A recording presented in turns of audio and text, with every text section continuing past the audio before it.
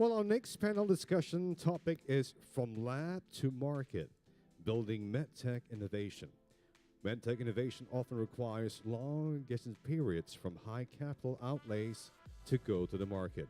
While this panel will be joining us shortly, we'll discuss the challenges, opportunities, and key success factors for enterprises seeking to build their go-to-market strategies.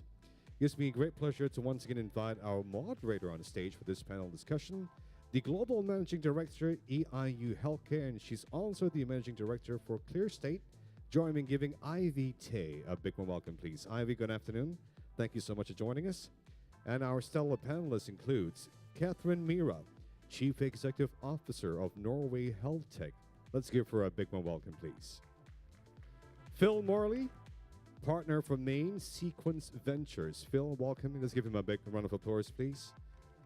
And the same applause for Dr. Sidney Yee, Chief Executive Officer, Diagnostics Development Hub, and the Executive Vice President for ETPL. A big round of applause, please. Dr. Yee, good afternoon. Philip Kowalczyk, Head of Business Development and Strategy from Johnson & Johnson Medical Asia Pacific. Join me in giving Phil a big warm welcome as well, please. To our distinguished panel, good afternoon. And Ivy, can I hand the stage proceedings over to you? Join me once again in giving our distinguished panel broad and collective round of applause, please. Thank you very much. Ivy? Thank you, Harjit. Can you hear me well? I was told that this mic is a bit too soft. Okay, first and foremost, I would like to thank SGInnovate for inviting me to moderate for today's panel discussion. Our topic of discussion today, as what our MC has mentioned, will be on building MedTech innovation from lab to the marketplace. Well, we all know that healthcare systems around the world are facing immense pressure. Aging population, advent of non-communicable diseases, chronic diseases are two of the biggest drivers. Globally, the number of older persons, aged 60 and above, is expected to more than double, reaching more than 2 billion by 2050. And the aging phenomena is taking place in nearly all countries in the world, affecting both developing and developed nations alike. So traditional healthcare systems in many countries develop based on a sick care model, where the system waits for one to fall sick before it kicks in a very reactive manner, is expensive and no longer effective in meeting the needs of today's population. Because of that, healthcare systems around the world are undergoing a paradigm shift. The focus on stopping or preventing the onset of illness on the early stages is what we call the holy grail of healthcare transformation and sustainability now. The shift will lead to the need of early detection, better diagnosis of diseases, the use of personalized medicine. This is where MedTech innovation, in particular deep tech innovations in diagnostics and medical technology, can help deliver better patient outcomes for less money, are starting to really transform healthcare around the world. Just today over lunch, I read an article in Straits Times on the creation of a very cheap portable screening kit for multiple diseases. The conventional testing is probably can test 2 to 3 strains of HPV. This test kit, developed by NUS researchers, can screen over 10 strains and has the potential to be 4 times faster than lab tests and at a fraction of the cost. So with this in mind, we will explore with my esteemed panelists and have them share with us their views, observations, and experiences on what are the deep tech innovations that have emerged in recent years that has changed the face of MedTech, healthcare today, and also tomorrow. How has MedTech industry players leveraged deep tech innovation to help solve healthcare problems? What are the main challenges facing MedTech companies in investing in deep tech innovations? And what are the key success factors that they can share with the audience today for MedTech companies seeking to bring innovation to the market? Okay. So let me kick this off with the first question. I mentioned in my opening that healthcare is changing, and it's not just demographic and epidemiology, but also care delivery, and also access and patient empowerment. So based on your experience and observations, what are the deep tech or transformative innovations that have emerged in recent years in response to these challenges that are facing MedTech? Perhaps Kathrine will start off. Well, at least in Norway, we see a lot of companies that are using traditional medical technology, also now focus on use of artificial intelligence as one example. We, for example, one of the companies in Norway, they are creating a very sophisticated bed that I can actually read the patient, preventing it from falling out, etc., etc., just as one example. Oh, I think we're all seeing similar trends. I think the power of artificial intelligence is very compelling in healthcare. I heard a great statement the other day that someone was asked, is AI going to replace clinicians? And the answer was, no, AI won't replace clinicians, but clinicians that use AI will replace clinicians that do not. And I think, the whole discussion around disruption in some ways in healthcare isn't terribly useful, because I think it puts the customer and the patient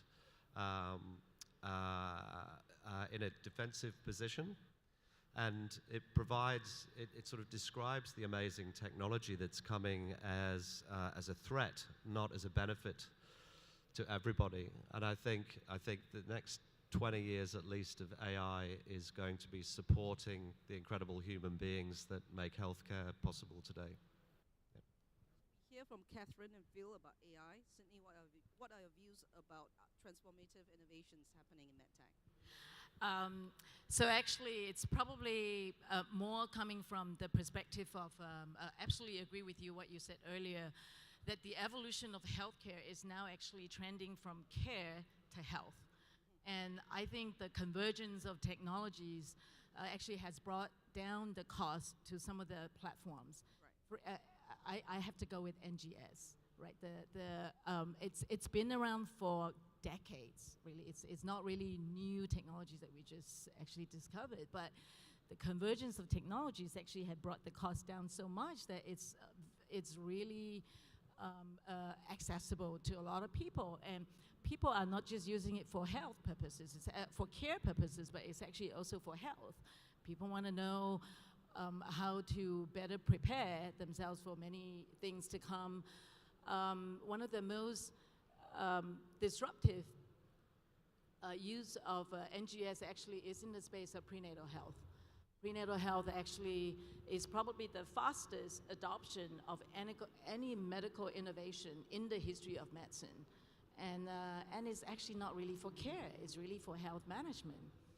And it's made it so accessible to every woman. Thank you, Sidney. Philip, your view?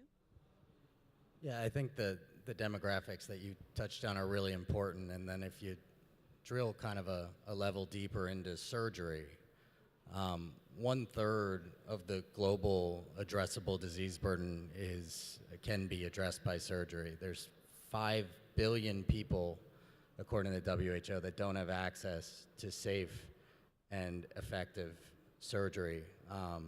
10 million newly diagnosed cancers that are addressable by surgery every year, right? And so and then you layer on top of that the issues with training physicians and burgeoning middle classes, and there's just this huge supply and demand gap that we're already in the middle of, but it will only continue over the years. And so I have a simple brain, and so that's how I frame everything. And I think technology is uniquely positioned to address that gap. So on the supply side, we had both these mentions of artificial intelligence. Some of the diagnostics that are being used that can improve throughput and efficiency are going to be incredibly important on that side of things. And then, on the demand side, I saw an article today that the Apple Watch is now a Class 2 medical device that just got approved, right? So disease interception is going to be, I think, the primary driver on the demand side. And what is incumbent then on maybe the more traditional medical device companies like Johnson & Johnson is, as those people get into the funnel with different stages of disease that require different treatments and therapeutics, that we're positioned to do that and treat effectively and treat kind of match that to the diagnostic piece. And it's certainly something we think a lot about, and we've done a lot of interesting things to begin that, but it's a long journey, and we're only beginning. Thank you, Philip. This leads me to ask J&J and yourself in particular. You mentioned J&J is a traditional medical device company. We know that in 2016 they've gone through massive restructuring and focusing with a very clear notion that J&J is going to focus on investing in the future, higher growth areas, investing on new technologies. Share with us a bit about, from your perspective, for someone who leads the new BD, leads M&A strategy in Asia, what are the interesting trends you see here, specifically in innovation and technology space, that is really exciting J&J on exploring and investing in the next 3 to 5 years? So we're broadly based, and so this could be a 7-hour conversation in each kind of vertical BU. But generally speaking, some of the key themes for us, and this is one that's pervaded kind of throughout time, is we're trying to provide superhuman capabilities to our surgeons and clinicians and clinicians. And in the past, maybe that was a new energy modality, or in the past, maybe that was, you know, a more ergonomic stapler, right? But that's changing what that means exactly, and using technology to inform real-time interoperative decision-making, you know, these sort of things that can make the person not just the power of one, but the power of many. These are very important to kind of the future of living into that goal. Similarly, we're not just focused on the individual clinician, but also the ecosystem around it. And so we have a joint venture with Google that is focused on changing surgical robotics and the kind of digital ecosystem around the OR of the future. And I think that's something that, you know, what kind of enables that is going to be really important. A smaller opportunity we just acquired on the medical device side was around operating room processes, and can kind of help standardize and improve throughput and improve efficiency, address that supply side a little bit that we talked about.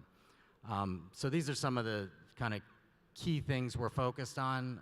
You know, if I kind of poured over from surgery to orthopedics, you know, I think there's a lot of opportunity for using solutions around an implant or around a tool to really improve overall outcomes, so pre-op, intra-op, post-op. The future is probably around implants with sensing technologies, and that can really help improve how a person responds over time, and how the joint can improve the quality of life over a longer period of time. So there's a number of others, but maybe those are some of the highlights for us. Yep. Thank you, Philip. So very much in line with what we talked about on, I like the phrase you just used, from the power to one to the power to many. So it's about accessibility, not just to the patient, but accessibility for more clinicians to be able to use, or to be able to deliver care more effectively too. Phil, I know that Main Sequence Venture is an early stage fund. It's backed by CSIRO and the Australian federal government. And I believe it focuses on investing in startup and technologies linked to the Australian public sector R&D. So especially those research that could lead to advanced and deep tech. So how does your fund evaluate which are the right companies to invest in? Especially when you talk about deep tech in MedTech, in devices, in solutions, tends to be perceived as quite complex. Takes a long time to see any ROI. Yeah, great question. And it's an interesting challenge as we design the fund. You know, my fund exists to help more of the work. This great, we heard on the last panel about so much great research inside universities kind of stays there. It doesn't become a company. That's certainly an issue in Australia. So that's our mission, is to sort of get it out one way or the other, turn it into a company that gets more and more valuable over time, operating on a global scale. For us, we're looking for founders who have a unique perspective on an existing wave that's happening. And you've spoken a little bit about some of the waves that are happening, you know, the increasing burden of healthcare costs, the increased population, And so how do we give high quality healthcare to more people without driving up the price? That's sort of one of the big things we're really interested in. And one of the means of doing that is this trend that we're seeing around the patient being at the heart of a care program rather than the clinician. And so this is where it gets really interesting doing deep tech innovation, because for us, the critical insight is deep tech is so much more than a patent, right? A patent is one part of a business. But let me sort of ask a question. Put your hand up in the audience if you are happy to give all your health data to an app and an AI system somewhere so that it can tell you if you're getting sick. Can I see? So you see how few the hands were, right? I'm surprised there are a few hands, So, to be honest. right? I'm surprised there were hands. And I phrased it a certain way just because that's the reality, right? The way you get this benefit is you kind of surrender yourself somewhat to a system that ultimately you have to trust. Yeah. And if that happens, there's so much we can do as a society to stay well. Let's not get sick in the first place. We have a company called Maxwell Plus, which is a great Brisbane company. They have a core clinical product that radiologists use for diagnostic support for various cancers, Alzheimer's disease, lung cancer, that kind of thing. But they have another program of work, which is, if you think of it like 23andMe, where you can spit in the jar in 23andMe and you get these insights about your health throughout the ongoing. Well, Maxwell do that, but they do that with your MRI imagery, your genome, and things like that. And you get insights about yourself. That's probably why lots of you didn't put your hands up, because that's kind of scary. You've put your information into the system. You're trusting somebody to look after it. One day it might tell you you've got something that might be cancer, right?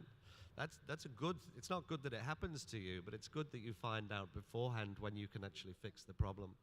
And so I think to the issue of deep tech innovation, we have to be great at the science, make great tech, great patents, but we also have to know about people, and we have to have great people driving these companies. We have to smash down silo walls between what's happening in the lab and what's happening in enterprise and what's happening in startups. And we have to have a fluid system where everyone's focused on innovation, and that includes the innovation of the people. And how do we move this health system to something new? Thank you, Phil. So, from listening to the both of you, it sounded like to me that MedTech innovation, to be effective, goes beyond just researching new devices, goes beyond just staying in the lab and find out what's the best test or the best features on the product, right? Should be innovation that really enables fresh, disruptive approaches that understands people, that understands the care delivery systems, and really, really enhance patient experience as well. So I would like to maybe ask Kathrine and Sidney to chime in here. There's a view that a lot of deep tech innovation is technology-led. It's the researcher-led, not market-led, not industry-led. So I understand, Sidney, for yourself, you're trying to drive more open innovation via the A-Star Central Labs. Can you share with us what has been experienced so far to really bridge MedTech innovation from research lab into real market industry needs? Part of the effort to do commercialization in A-Star is actually to look at the whole value chain of commercialization of technology. So not really just doing patent, for example. Yep. Actually, in the space of healthcare, we're actually looking at the first thing is what is the clinical needs, the clinical utility. Yep. Would that solution actually change clinical practice? If it doesn't do that, basically it's just not going to sell, because who's going to buy? So we always want to ask the question, not only is this going to be a deployable solution, I think more importantly, is it going to be able to monetize? Because a lot of times, in our experience, a lot of our sort of innovations in the process of developing we are able to find clinicians. We're able to find people who are willing to develop, to co-develop, to test it. The minute it is done, it is out, and they don't want to pay for it. So I think there's that disconnect between the technology and the clinical utility and monetization, because sometimes when you're developing a solution, it may seem very cost effective, but you have to always remember, in order to monetize that, the whole system has to move. And that's why for innovations, when you first try to monetize innovation, it almost always costs more. And that's to me, that's the catch-22, because we always say that we want to do MedTech innovation so that we can lower healthcare costs. But there's always that you need to go through, the inertia before the cost will go down, because the whole infrastructure needs to follow, and then it will bring the cost down. So I think that's really the biggest disconnect in trying to connect science, the lab, to actual real market. Thank you, Sidney. That was very good. So similar, Norway Health Tech. It's one of the largest clusters in Norway. And from what I read up, it has over 200 members. Quite a lot of them are actually startups and SMEs with a focus on health tech and innovation. So as a facilitator and a coordinator to help accelerate these companies, what is your experience in Norway, as opposed to what Sidney has mentioned, her experience here in Singapore?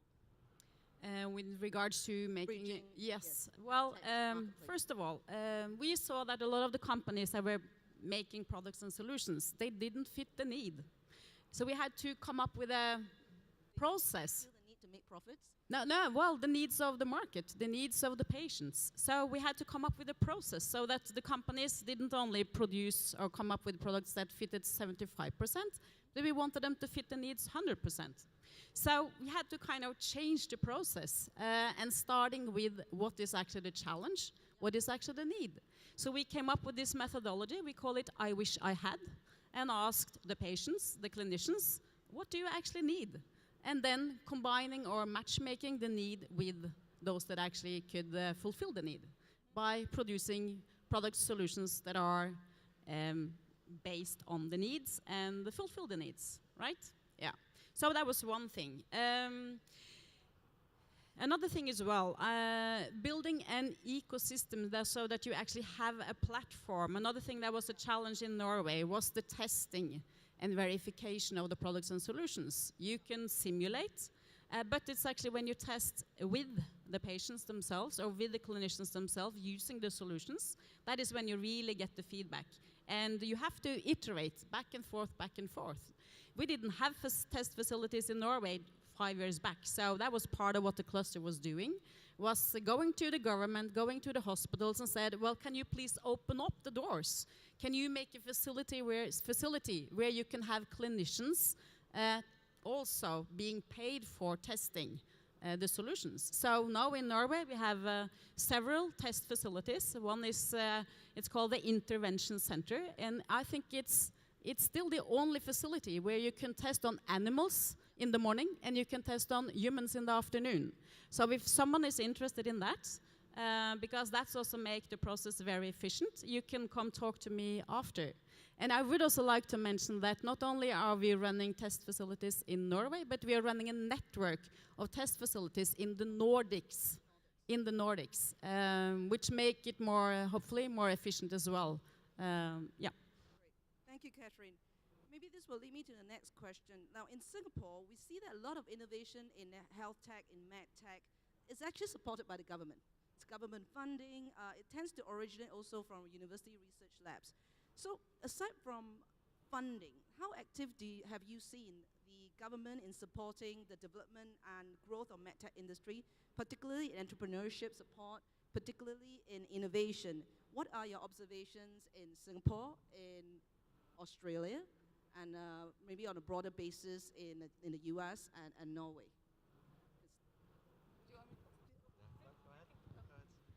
Okay, yeah, all right. Since we're in Singapore, we might as well go first. Yeah. So actually, you're right. The Singapore government has been very, very supportive. I think it's not a secret. I would say Singapore government is probably the most risk-embracing government in terms of actually looking at technologies and innovations. I want to say that more and more we see that the funding is no longer really the so-called the support. Actually, there's a lot of capability development. So we're into more developing capability, not within the government itself, actually providing tools, looking at different platforms, developing platforms that would help our researchers who aspire to be entrepreneurs, to go out there and to do that. And we also have platform, SGInnovate, for example, has a platform that actually develops the people, the talent. And I think really that's really the, probably one of the most difficult gap for us to bridge. It's really ultimately still down to the people. And so we do have A-Star Central, you mentioned earlier. It is A-Star's open innovation platform that's focusing on developing deep tech talent. The only place that actually provides infrastructure for deep tech innovations as well. So, you know, the support is actually beyond the hardware. We're now going into the software support. So we hope, I have to give you the piece of statistics, and it actually does show that it is doing some magic. So if you just look at the A-Star community that we can see, from the year between 2006 to 2016, our portfolio actually collectively raised about not a very high number, so don't expect too much, about 130 million. But in last year alone, we did more than 100. So actually, you can see the convergence of all these different tools that are coming in with the technology maturity. It's, you know, we hope this is the beginning of what we're seeing of a bearing fruit of the infrastructure. Thank you, Sidney. Really? Yeah, Australia's doing a lot, not by Singapore standards. Like this is an amazing country. What happens here in terms of innovation, you know, catalyzing.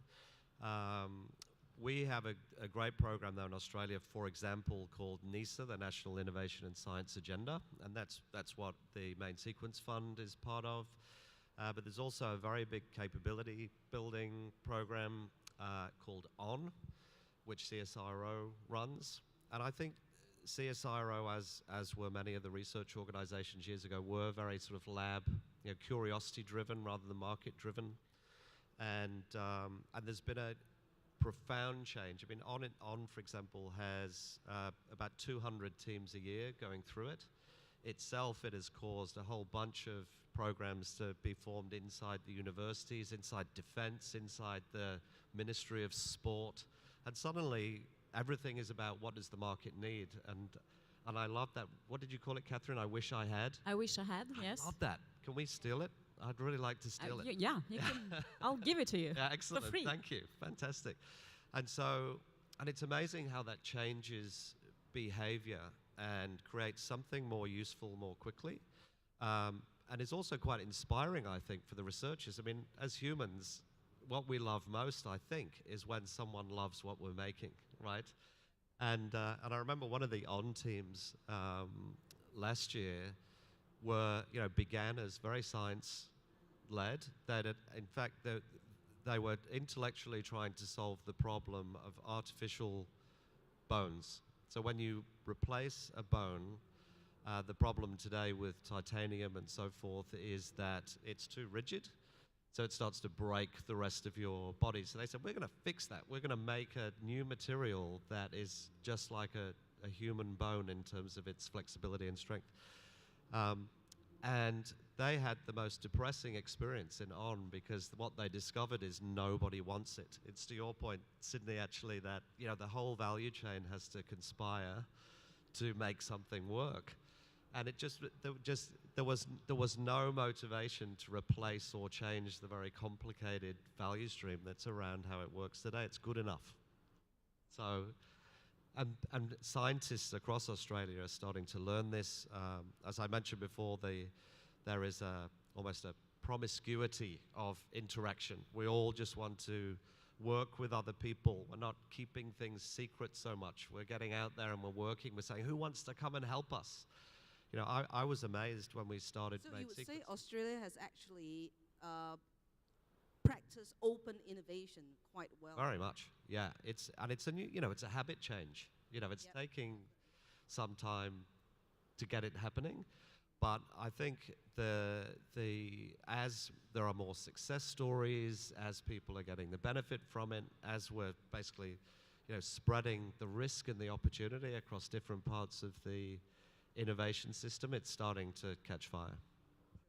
And it's all because the government started nice targeted initiatives that made it all happen. Before I come to Norway, maybe Philip, you have been around the region. What, aside from Singapore, what other countries in the region you've seen that has been behind innovation, especially in the MedTech area? Yeah, I think Australia is probably at the forefront of some of what we've seen. A lot of this is market-led. The orthopedic market, for example, and the ones that we look at is a disproportionately large market in Australia because I think everybody's outdoors and doing things and stuff happens. And as a result, we've actually seen a lot of the KOLs, a lot of the kind of world-class innovation in that field coming out of Australia recently, which is really exciting for us. China, everybody knows kind of the technology revolution in China and what's happening there. And we are starting to see a lot of ancillary tech that could be relevant to some of our portfolio start to be developed in China. So obviously that's a really important... Probably a point on that for China, Philip. My own observation is that when it comes to China, if you look at the consumer type of innovation, they're really ahead. But when it comes to MedTech, it's a bit me too. That's from my own observation of market. Is that what you see? I think we're at an inflection point a little bit. So yes, absolutely. For the last 20 years, we've spent our time in China kind of making sure that people aren't, copying our things and kind of kind of knocking us off at a cheaper price.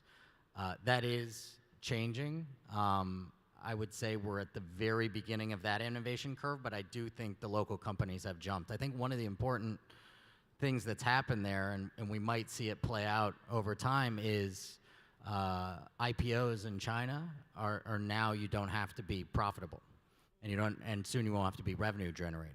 And that's a huge difference because if you think about the model of a knockoff, you can get to profitability really quickly. And so there was the economic incentive just to continue to do that.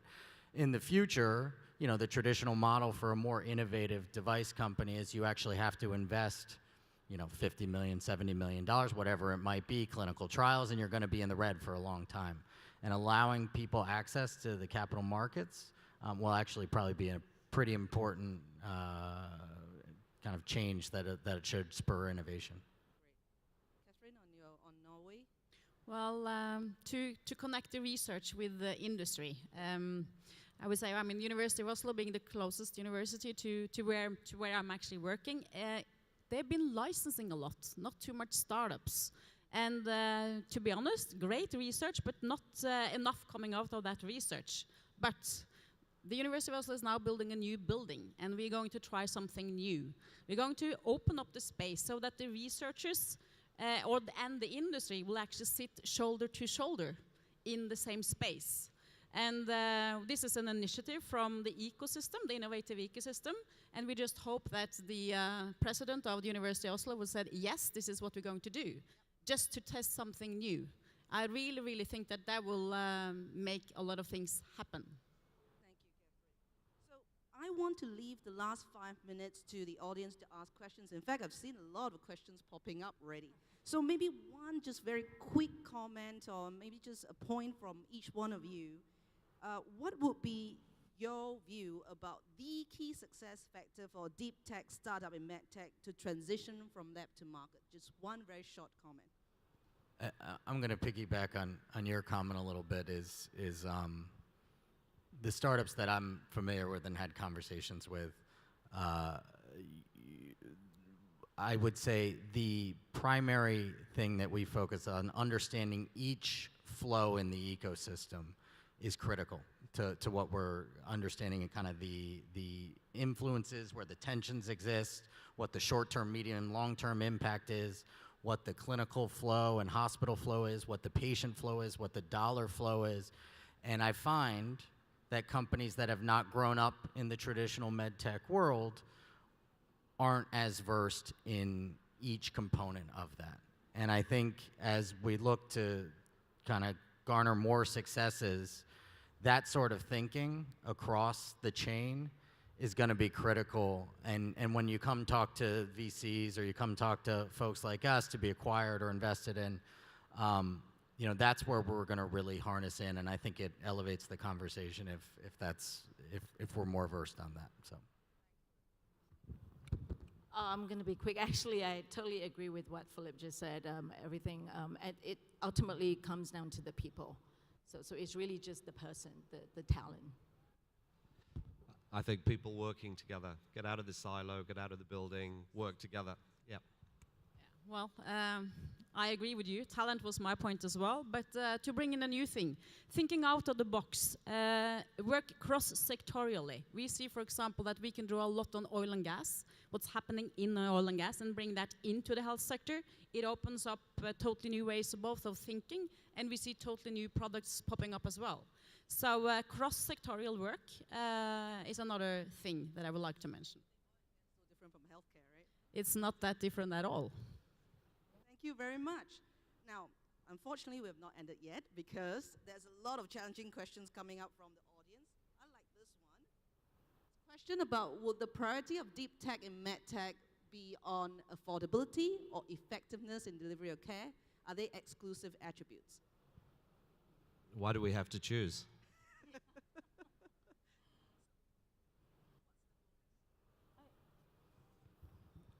For me, it's both. It's definitely both. Well, actually, I agree. First of all, why is there a need to choose? And secondly, if we do have to choose, why would anyone bother if it is not working? Yeah, I agree. It has to be both. I do think that the ecosystem to support technology is more, so the ability to deploy it, the ability to reach those people, it's more advanced in the advanced world. So probably the lower hanging fruit for these sort of things is in the effective bucket. But that being said, I mean, we kind of led this conversation off talking about supply and demand. So obviously that's a huge piece of where it needs to go, and it has to go.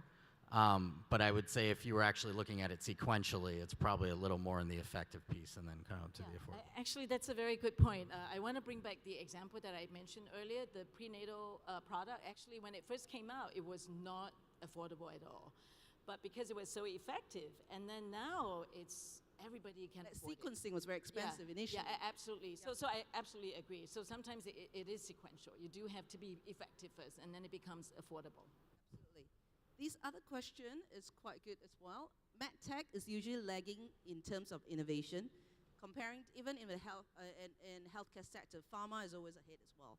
So how can we fast-track researchers to reach the patients and bedside? Well, at least what we see in Norway is that a lot of the researchers, they would like to stay in research. Yeah, it's true. So, and specifically good researchers, they like being a researcher. So also pulling in other talents that can actually team up with the researchers and bring the products to the patients and to the bedside. That's one way of dealing with it. Yeah, I think I'm going to say my, de-siloing story again. I think, one of the things that came out of our ON program in CSIRO is, a lot of people discovered that actually I do not want to be an entrepreneur. I do not want to get out of the lab. And that was a good clarity. But what they did discover is that getting their science out of the lab was very valuable. So the Maxwell company that I described, for example, is actually helping one of those teams that wants to stay in the lab get their stuff out of the lab. So I think, my message to the audience is really, like, if you have a startup, if you're not in a lab, go and look inside the labs and see if they can help your company get stronger, because the labs want to hear from you, and there's some extraordinary stuff going on that you just might not be aware of. True. Sorry. So actually, maybe I just want to use an example that one of our partnerships that had sort of contributed to this innovation in terms of fast track. So this is actually one of the A-Star partnership with it's a Singapore-Stanford Biodesign program where the needs of the bedside, the patients, the clinicians came first, and then as a result of that, the innovations happened as a result of what needs were affecting the patients and the clinicians. And one of the companies that was spun out as a result of this is actually now in First in Men and doing very well in terms of performance. It's a very, very simple design, a very simple device that actually could disrupt the whole industry of how we do dialysis. Just because you don't need to keep poking yourself all over the place. It actually holds everything in place. And when you think about it now, it is actually quite like almost common sense. Yet it actually, took that sort of experience, a bedside patient experience with the clinicians to come up with the design and integrate with the technology. And that actually fast-tracked the whole innovations and adoption.